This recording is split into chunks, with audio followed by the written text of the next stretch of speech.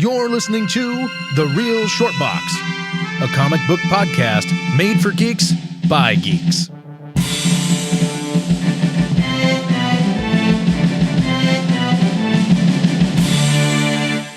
Hello, everybody, and thank you for tuning in and listening to The Real Short Box. My name is Donald, and I have a very special guest here with us today, one Los Angeles-based writer-producer, Robert Klinger. Thank you for joining us, Robert. Well, thanks for having me. Yeah, absolutely. Robert and I have been friends for quite a while now. We met in a writers group a long time ago out here in L.A., and have stayed in contact ever since. There you go. Yeah. Yep, can't get more simple of an origin story than that, I guess. Right, yeah. Yeah, particularly when we're talking about comic books. I wish it was more exciting. You know, maybe one of us was doused with chemicals and had powers, but that's not the case. No fist fight behind a dumpster, nothing. No. Although, now that you mention it, I feel like that needs to be part of the story, so... Okay, maybe, well, I mean... You know, we got the weekend coming up, so... yeah. Right, I'm free at some point. Yeah, we can make... we can make some time. Sounds good.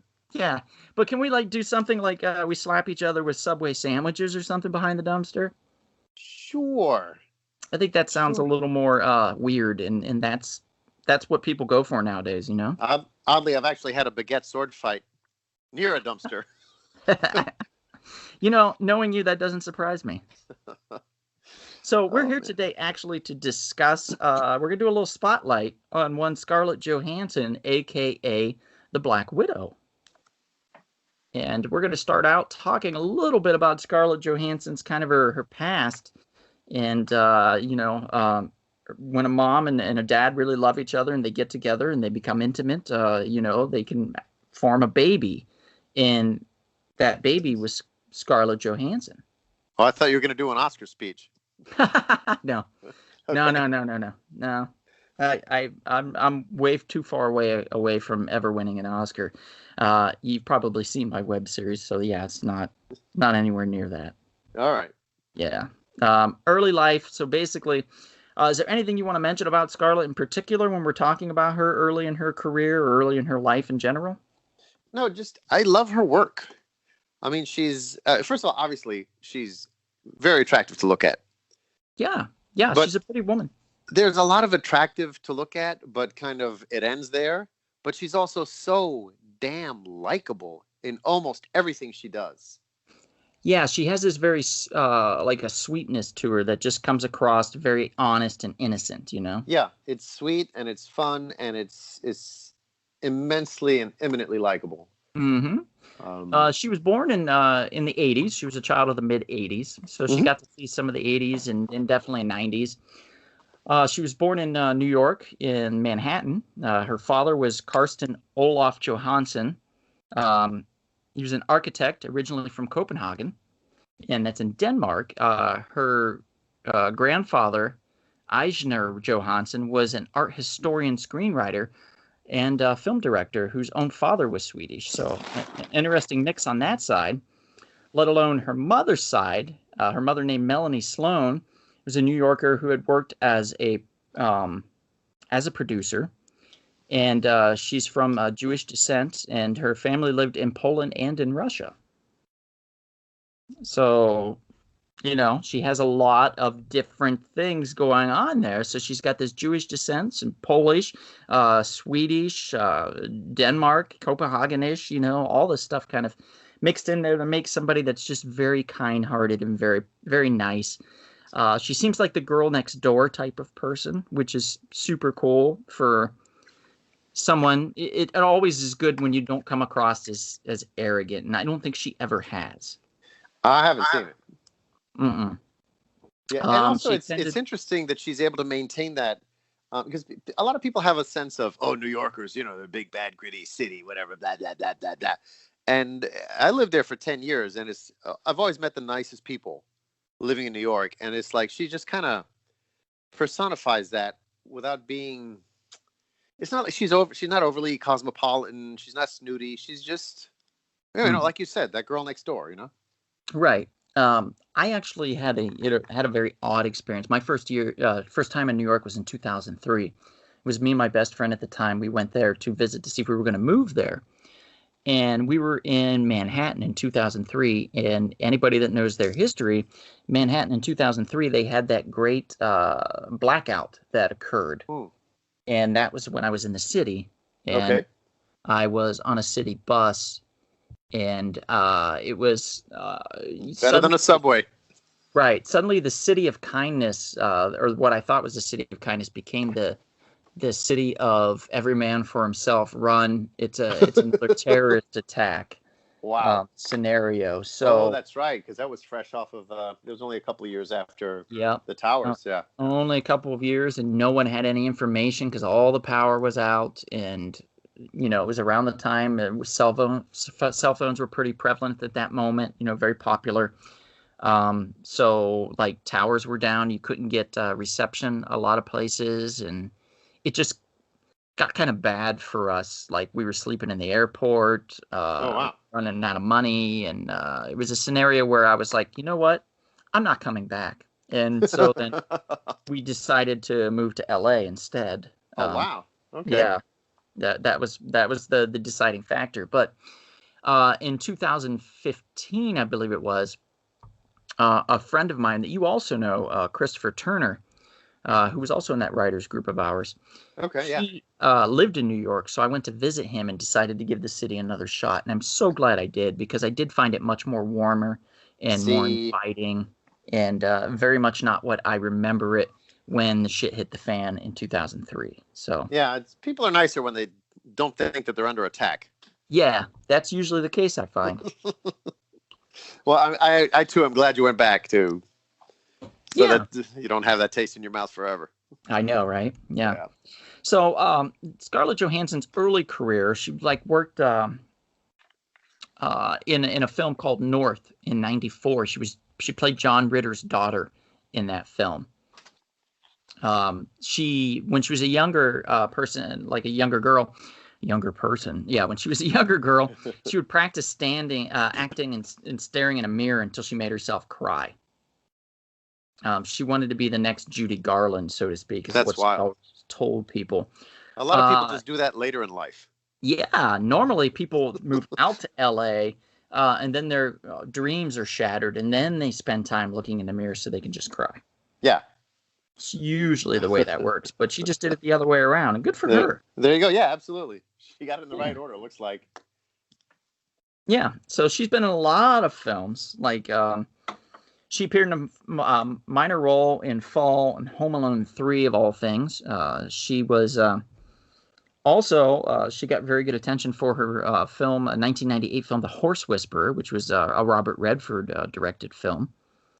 Went over very well, and she got a lot of accolades for that. People really appreciated her. Even Redford himself, he described her as 13 going on 30 as far as like her maturity level and stuff. So that brought her into some more films. Interestingly enough, you skipped over Manny and Lowe. Oh, well, God. Which is quite a wacky little movie. Actually, an old lawyer of mine, Dean Silvers, produced that movie. Really? And, yeah, I don't know if you remember the title, Spanking the Monkey. It was a peculiar little film. It's an old film. Yeah.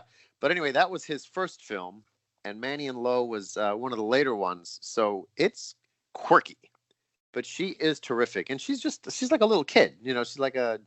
Yeah, that came out like 96, I think. That was 96. She'd been 12 years old, I think, 11 or 12. There you go. Yeah, but she was terrific. She was quite a bit of fun. Nice. Yeah, she did do Manny and Lowe. I'm sorry I skipped over that one. But there's quite a bit to cover here for her.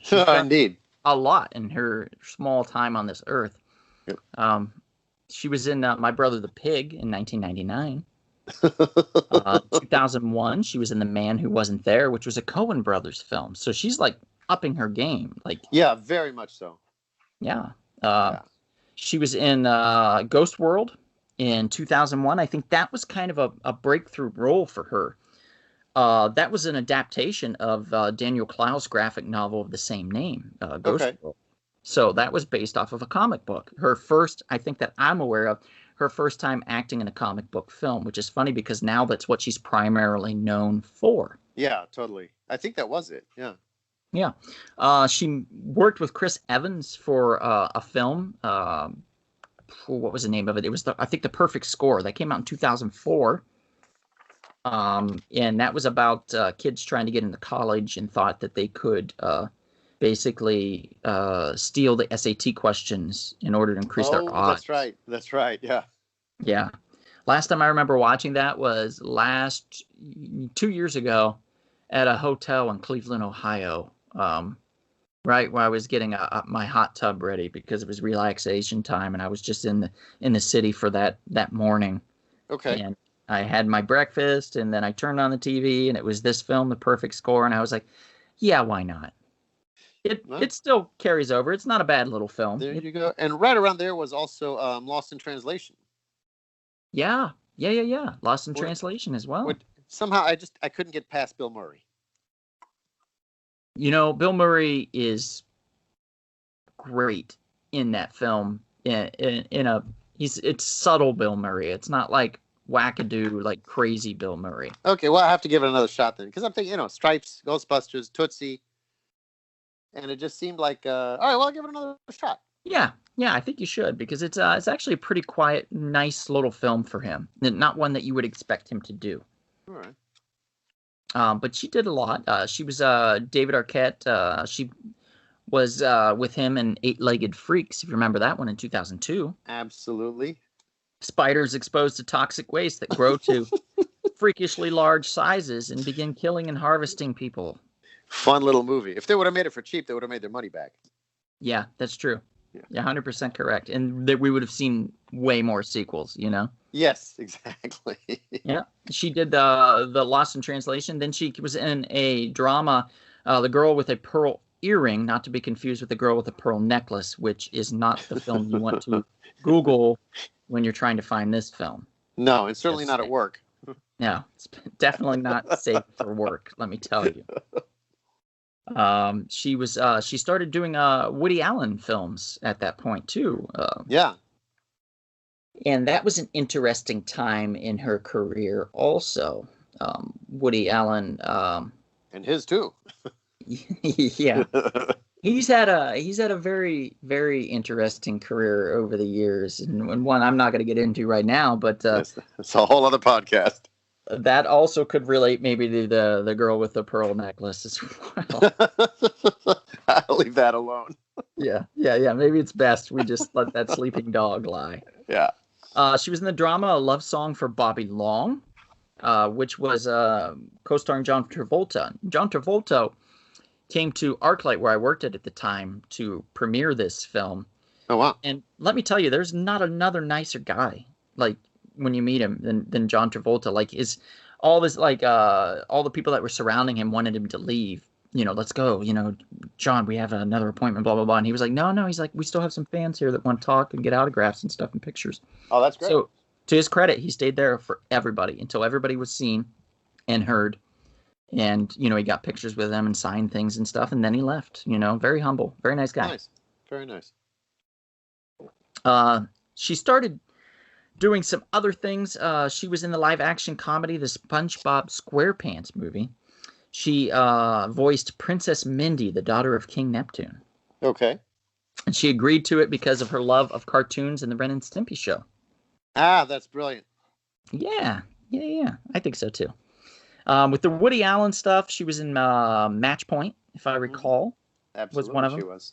And she was also in she went from there to a Michael Bay film, if I'm correct, and that was The Island. The Island, yes. Yeah, that was critical darling. It was a fun little movie. It is fun. It got mixed reviews, but it made 163 somewhere around there. So it only made like a $40 million in profit out of a $163 million budget. So I guess it didn't prompt any more islands to be made. Yeah, exactly. But and also it just kind of reminded me of Total Recall, the Consider That a Divorce movie. Yeah. I could totally see that. She bounced back over then to another Woody Allen film, this time with Hugh Jackman, called Scoop, and one of my favorites, actually, of hers. I think she's great in it. She plays a journalism student, and... oh, yes. And she's, like, falls for the guy she's... Mm-hmm. Well, don't tell me, because I do want to see it. Okay. All right. I won't tell you. But originally, I thought it was Snoop, and I was like, "Why is she in a movie about Snoop Dogg?" Yeah. No, not not. Snoop Dogg. Okay. No. There's not even any doggy style in here, so you don't have to worry about that. Okay, good. There's no Snoop Dogg. She was in The Black Dahlia, which is a Brian De Palma film. Brian De Palma, yeah. Yeah, and then she started doing. That was a new Image release, so I hope she got paid up front. Yeah. Sometimes you just do stuff for the love of film. That's true. Yeah. That is very true. Yeah. She was in The Prestige, which is a Christopher Nolan film. That was in 2006, and she was in that. What's crazy, can I just point out, I mean, she started as a kid and was able to hold her own with these big names from an early age. We're only at 2006. And we've gone through so many titles with so many. I mean, Woody Allen, come on. Yeah, Woody Allen, Brian De Palma. Like these are some big names that not everybody just gets to work with, and sometimes people dream their whole lives to work with. And she's just casually hopping from project to project with these people. Yeah, in 2000, what was she? 20, 21? I mean, come on. Less than. Yeah, she would have been like 17, 18, I think, somewhere around there. Yeah, so good for her. Yeah. Then she was in another film with Chris Evans in 2007, The Nanny Diaries. That was also with Laura Linney. Yes. Yeah, and in 2008, she was with Natalie Portman and Eric Bana in The Other Boylan Girl. Yep. And then she started to do even more, but I think it's when we get to... That's when we get to Vicky Cristina Barcelona, one of my favorite films of all time. Another Woody Allen romantic drama. Mm-hmm. Yeah. So that was her third, I think, Woody Allen film. I think that's right. Yeah, and that one, she played one of the love interests of Javier Bardem. Yes. And played along Penelope Cruz. That's right. Because when I think sexy man, I think Javier Bardem. Yeah. But not from that movie, from the one with the No Country. Right. Yeah. No Country for Old Men. That was a hot look. He was also in that other one. I can't remember the name. In Love in the Time of Cholera, I think. Wasn't he also in that? Anything with cholera in it, I skip. Yeah. Most people would. Yeah. And I think most people did. Yeah, pretty much. Like I think it was a Colombian film. It was like filmed partially in Colombia. Okay. And I remember watching it at a Colombian restaurant. They were having movie nights, like to show like Colombian films. Okay. And that was their premiere, their first one. Coincidentally, that was the only one they had. And they never had any more. I don't know if mixing cholera with your restaurant was the best thing. Yeah. Maybe the best choice. I don't know, but they just didn't go over very well. So. They could have stuck with Betty La Fea. Yeah, they could have stuck with pretty much anything, but no, they just. Oh well. So after dipping her toes into Ghost World, which is a graphic novel comic book world, she dips her toes again at playing a femme fatale, Silken Floss, in the Spirit film. The Spirit, the one written originally by Will Eisner, and this time directed by none other than Frank Miller, who cut his chops on the film that he wrote, which was Sin City. Right. So he basically used the same style that was in Sin City and Robert Rodriguez's style, and did The Spirit, which was universally panned. I mean, nobody liked this film. But it's also, if I recall, it might be her first time working with Sam Jackson, too, was in this film, The Spirit. Okay. And can I just point out, Will Eisner, who originally wrote this thing back in the day, that's the guy who basically invented the term graphic novel. Yeah. He did a lot of noir kind of murder mystery type stories with The Spirit. Unfortunately, this is the one that killed it. Yeah, and the sidekick that he created was not one that we really are ever going to see again, which is why a lot of these original Spirit series have never been really reprinted or re-reprinted, so we could enjoy them now. And it's just because of caricatures of African descent that we do not see as something that's cool now. Oh, got you. All right. Back then, it might have been fine, but now not so much. Right. So we flash forward then to just a few more years, a year or two actually, and we get the Marvel Cinematic Universe. We start bumping into there. And That's right. is her first premiere, and that was in 2010's Iron Man 2, right? Right, yeah. Basically, Nick Fury, Sam Jackson again, brings her in to try to rope in Tony Stark to be part of the Avenger Initiative. And that's where we see her. And people really liked her take as the Black Widow, as Natasha Romanoff. And they enjoyed it so much that they kept asking her back and had her sign a contractual agreement to make way less than Robert Downey Jr. to repeat her role in multiple films. Well, I think everybody has to make way less than Robert Downey Jr. or they wouldn't get the film made. Yeah, I think you're right. Yeah, definitely. I think he was making $50 million a film to start out, plus, back end residuals or whatever. It was an insane amount of money he was making. It is insane. The man's not going to out. Sorry, what's that? I said the man's never going to have to worry about money, or he shouldn't. No, he's not worried if his roommate has half the rent. Yeah, that's true. But I mean, and this kudos to this guy for getting cleaned up. Yeah, right? I mean, this guy was like you randomly find him naked in a dumpster, in Culver City. When a little girl's bedroom, laying on her bed, he crawled in. So it's like, and now it's like he's just king of the Marvel universe. Yeah. And it's all really because of I give a lot of credit to Shane Black. Shane Black had him in the film Kiss Kiss Bang Bang, and had to pay extra money for insurance to cover him, because it was like 2005, and that was around 2004, 2005, and he was still in full-on recovery mode and damage control. And much to his credit, he made good to every promise he gave them, and was able to complete the film without an issue.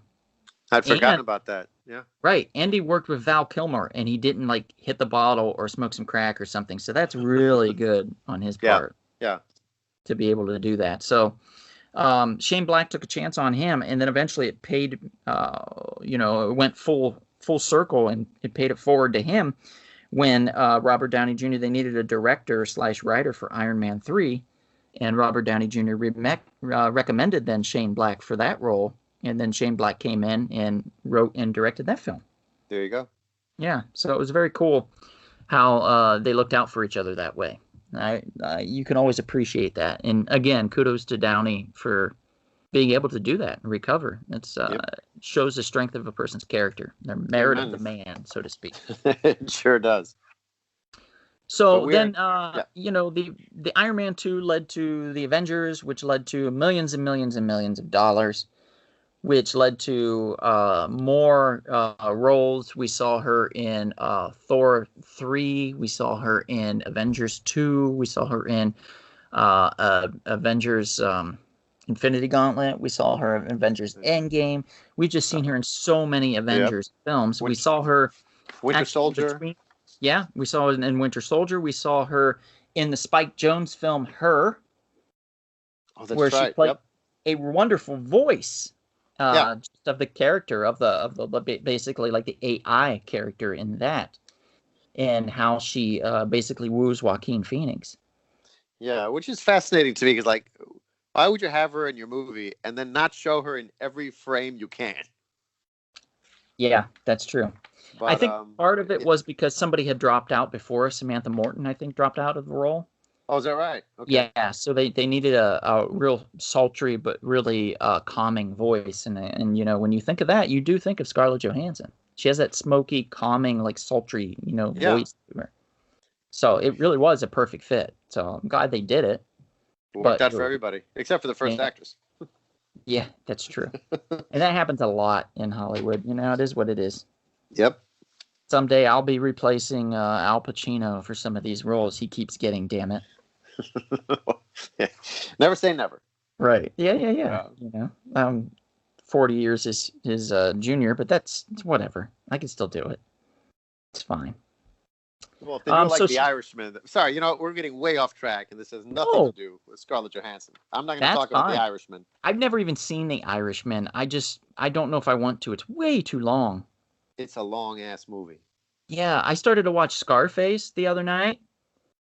That's a long movie, too. In hour 2, and I was like, is this not over yet? And then I paused it. And I saw I had another hour to go, and I was like, you got to be shitting me.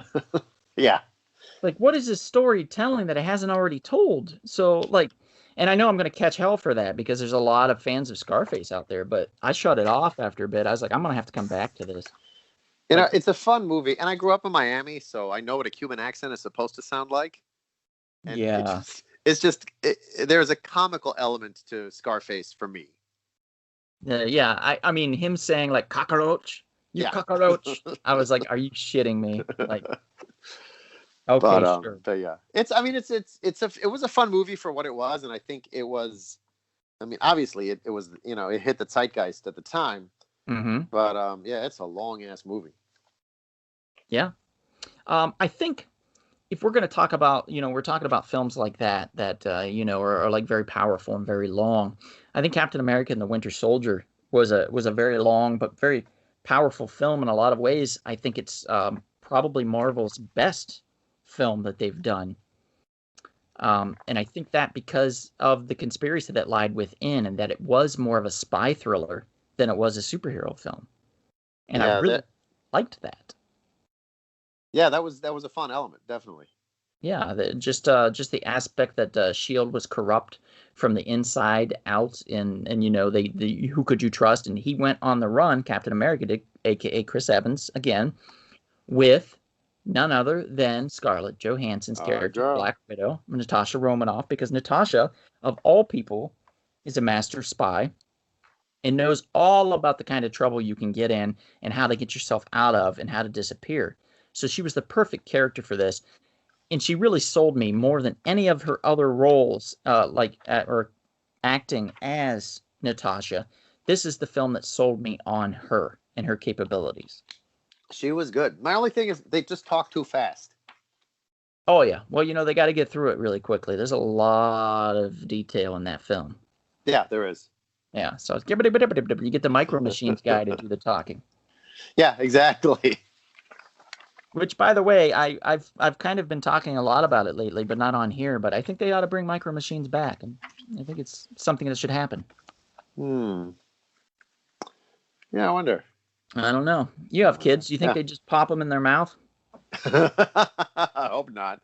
Yeah. That's probably the issue. Kids were choking on little cars. Exactly. It's like the Kinder toys. You can only buy them in Russian markets currently here in LA. Yeah.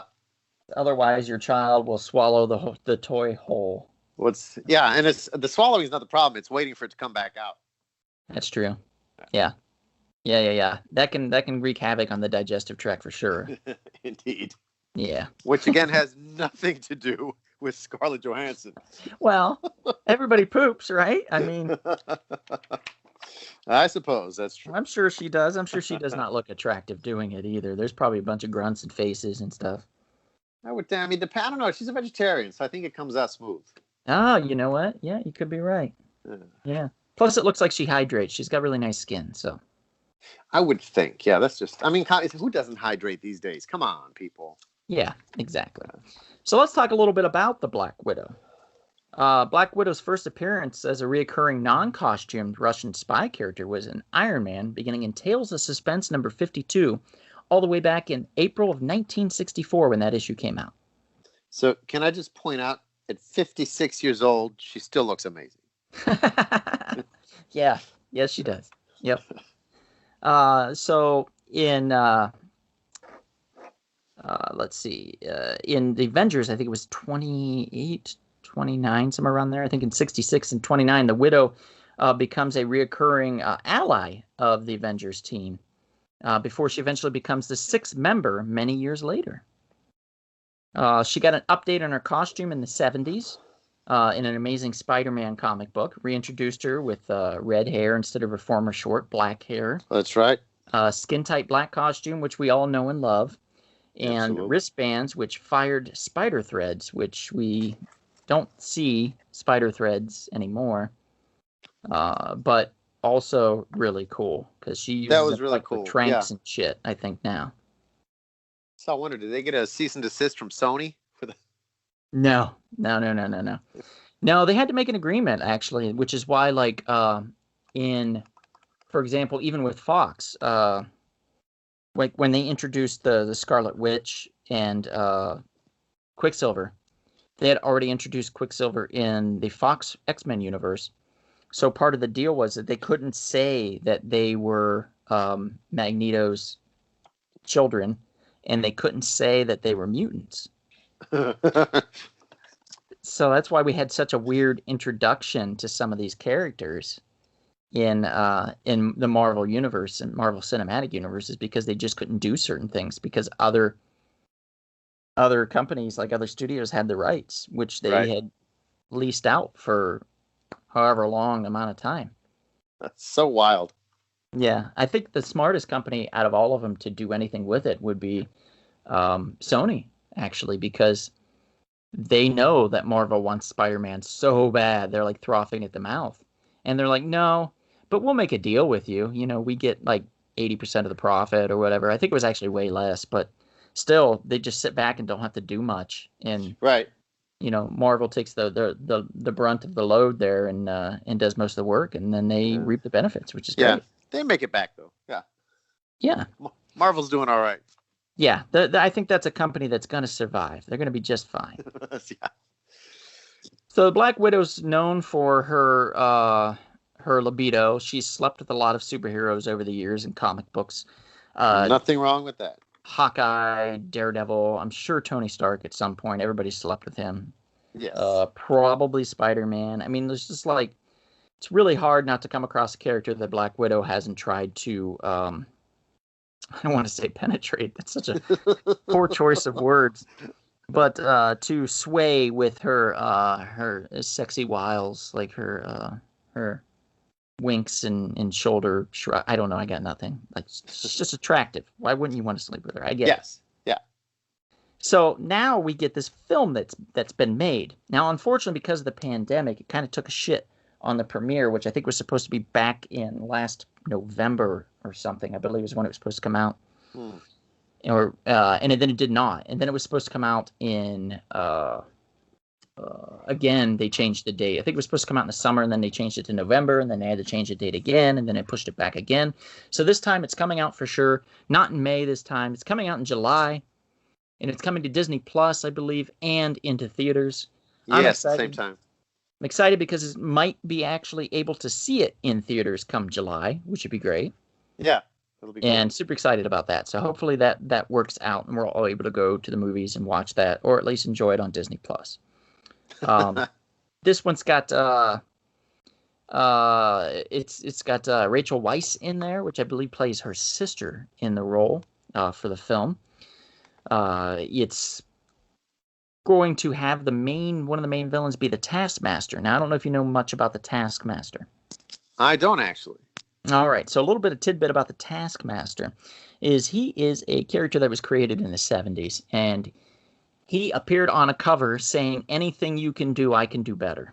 So basically, his skill in life is he can watch you do something and then repeat it. So if you are sword fighting and you are a professional sword fighter, he can watch you and then not only sword fight you with the same ability, but even slightly better than your ability at that point. Wow. So it's a skill that, like, you know, he could potentially, like, he could watch Natasha fight and then see her fighting style and then know it completely and then fight her and defeat her. But will not look as good in that black outfit. I'll tell you that right now. No. Thankfully, he doesn't take on the costumes of the other people. He has this really cool cape and like this really ridiculous outfit, and with this skull mask that he normally wears that he pulls over his that face. guy. Yeah. He's fun. Which they kind of changed it a bit in the movies. I'm a little disappointed in it, but I'll allow it.